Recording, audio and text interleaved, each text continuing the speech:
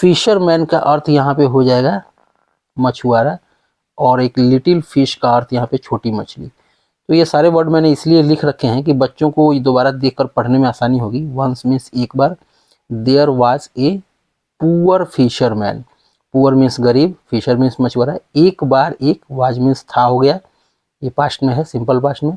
एक बार एक गरीब मछुआरा था, हु मीन्स जो के सेंस में यहाँ पे आ जाएगा। Who was trying to catch fish all day, जो ट्राई मीन्स प्रयास करना, कोशिश करना, जो कोशिश करता था मछली, फिश मीन्स मछली पकड़ने के लिए, ऑल डे संपूर्ण दिन मछली पकड़ने की कोशिश करता था।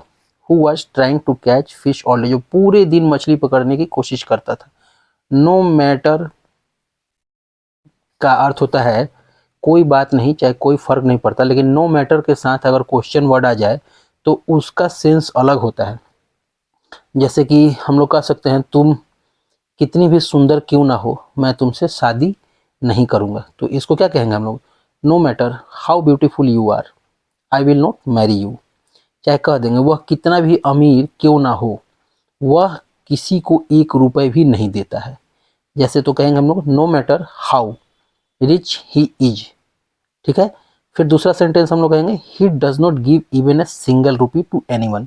मतलब नो के साथ यहाँ पे अगर क्वेश्चन वर्ड आ रहा है तो इसका चाहे कितना भी, no matter how hard he tried, चाहे उसने कितनी भी कठिन कोशिश क्यों न की हो, he could not catch any fish, वह कोई मछली नहीं पकड़ सका। तो इसका एक मैं अलग वीडियो बना दूंगा नो मैटर के साथ अगर क्वेश्चन वर्ड आ रहा है तो।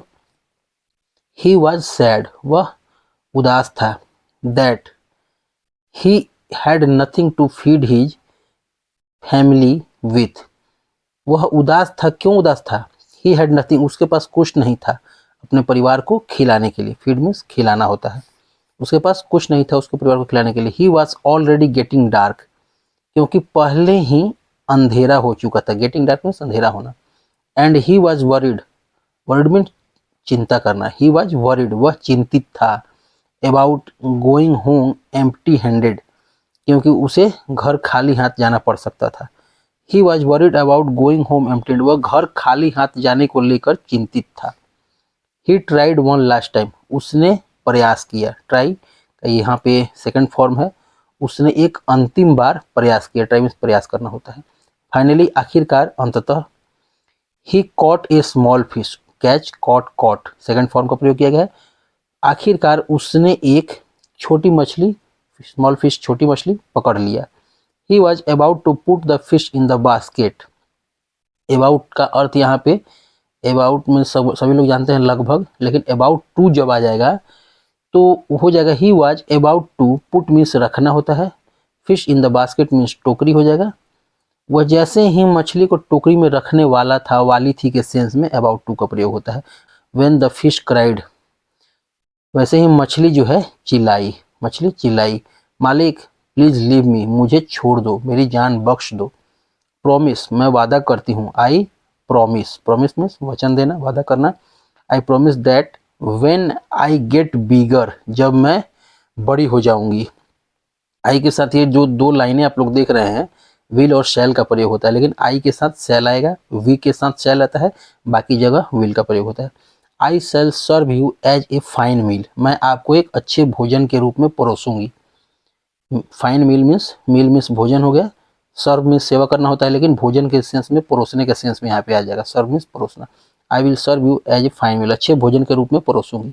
स्पेयर मी, स्पेयर का अर्थ मैंने आप लोगों को देखिए पहले से लिख रखा, बहुत सारे, स्पेयर मीन्स छोड़ना हो जाएगा, त्यागना हो जाएगा, दया करना हो जाएगा, क्षमा करना हो जाएगा, तो यहाँ पे छोड़ने के सेंस में हो जाएगा स्पेयर मी फॉर नाउ, अभी के लिए मुझे आप छोड़ दो।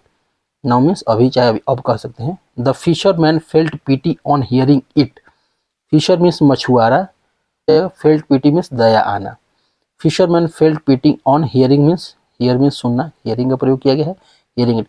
मछुआरे को इसे यह सुनकर दया आ गई, but thought for some time and replied, लेकिन उसने कुछ देर के लिए सोचा और रिप्लाई मीन्स उत्तर देना, उत्तर दिया। नो इफ आई, मैंने आप लोग बताया था आई के साथ अगर यहाँ पे अगर 2 लाइनें दिख रही हैं तो ये शैल विल का प्रयोग होता है, लेकिन आई के साथ शैल आता है। No if I shall let you go, अगर मैं तुमको नहीं अगर मैं तुमको जाने देता हूँ, I might not be able to catch you later, मैं तुमको बाद में नहीं पकड़ पाऊंगा। तो इसका यहाँ पे हो जाएगा, लेटर मीन्स बाद में। मोरल यहाँ पे आइए निष्कर्ष में, a small gain is worth more than a large promise. इसका अर्थ होता है एक छोटा सा लाभ एक बड़े वादे से अधिक मूल्यवान होता है। तो कैसी लगी आप लोगों को कहानी, आप लोग कमेंट में बताइए। धन्यवाद।